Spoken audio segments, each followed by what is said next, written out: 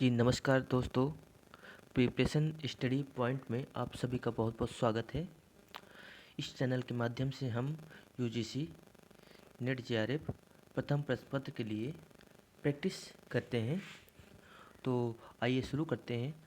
हमारा पहला क्वेश्चन है कि निम्नलिखित में से कौन सी निर्माणात्मक मूल्यांकन की विशेषता है। तो आपका समय शुरू होता है।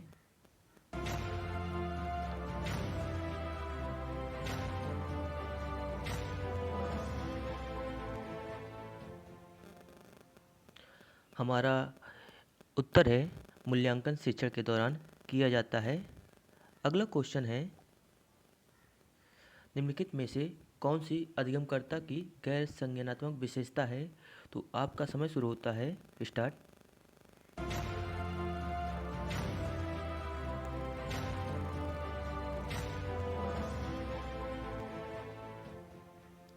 आपका आंसर होगा सत्य में विश्वास करना।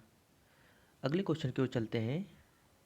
वह अध्ययन क्षेत्र जिसमें प्रौढ़ अधिगमकर्ता हेतु रणनीतियों के रूप में भूमिका प्रदर्शन, अनुगमन और स्वमूल्यांकन का उपयोग किया जाता है, निम्नलिखित में से क्या कहलाता है।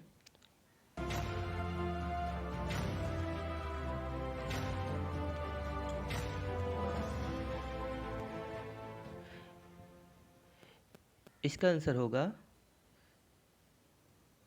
एंड्रोगॉजी। अगले क्वेश्चन की ओर चलते हैं। शिक्षण अधिगम से संबंधित अनुभव का शंकु को किसने प्रस्तुत किया था। आपका समय शुरू होता है।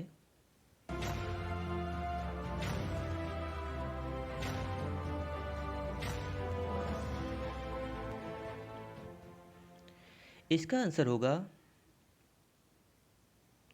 Edgar del.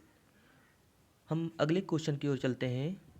निम्नलिखित में से कौन सी अधिगमकर्ता की सामाजिक विशेषता है। आपका समय शुरू होता है।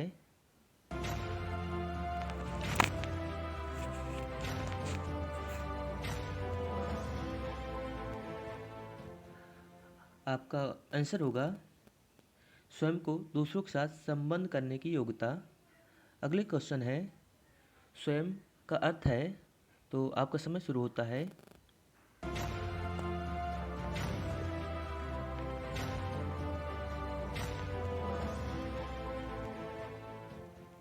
आपका आंसर है study webs of active learning for young aspiring minds. अगले क्वेश्चन की ओर चलते हैं।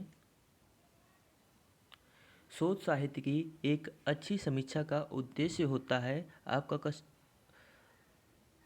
समय शुरू होता है।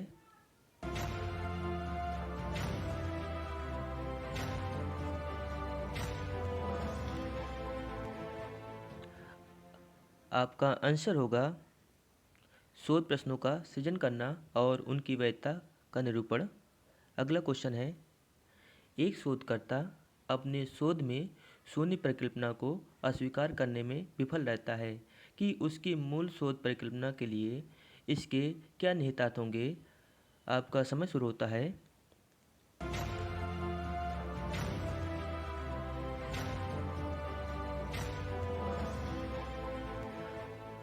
आपका आंसर है शोध परिकल्पना को अस्वीकार कर लेगा। अगले क्वेश्चन की ओर चलते हैं। निम्नलिखित में से कौन सा क्रिया समुच्चय क्रियात्मक शोध चक्र का सही निरूपण है। आपका समय शुरू होता है।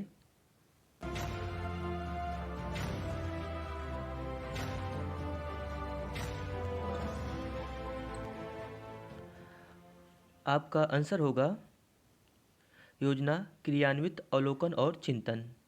अगले क्वेश्चन की ओर चलते हैं। निम्नलिखित में से कौन सी गुणात्मक शोध की प्रमुख विशेषता है। आपका समय शुरू होता है।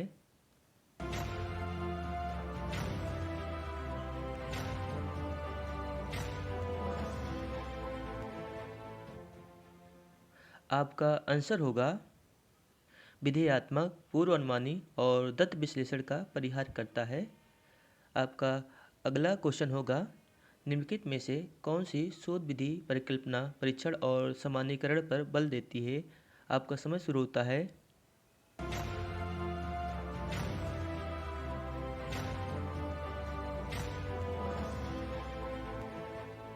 आपका आंसर होगा प्रयोगात्मक और कार्योत्तर शोध। अगले क्वेश्चन की ओर चलते हैं। कक्षागत संप्रेषण के तत्वों का सही क्रम है। आपका समय शुरू होता है।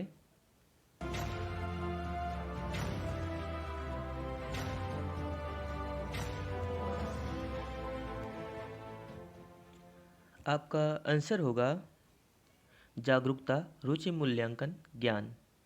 अगला क्वेश्चन है। अभिकथन ए है, जनसंचार का सहस्पर्धात्मक कार्य किसी भी समाज के लिए महत्वपूर्ण होता है। और तर्क दिया है, व्याख्यात्मक पहलू जिनमें विज्ञापन और जनसंपर्क शामिल है जनता की राय बनाए हैं और उसे प्रभावित करते हैं। तो आपका समय शुरू होता है।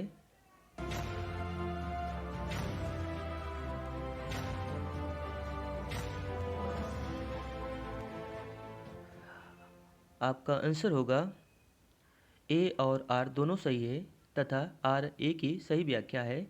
अगला क्वेश्चन है। प्रभावी संप्रेषण की कतिपय बाधाएं हैं। बहुअर्थकता, सरल भाषा, पृष्ठोक्ति का उपयोग, वाक्यों की आसान संरचना। आपका समय शुरू होता है।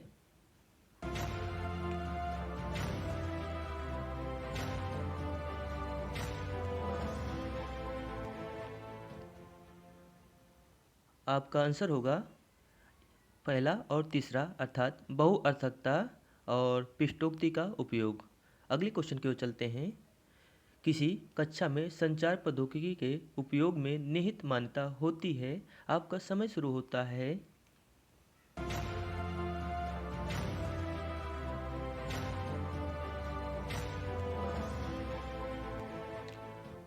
आपका आंसर होगा अभिव्यक्तियों और अनुप्रयोगों के नए रूप। Thanks for watching. अगर दोस्तों आपको यह लेक्चर पसंद आया हो तो आप कमेंट करें और हाँ, चैनल को सब्सक्राइब करें और लाइक कर दें। Thank you.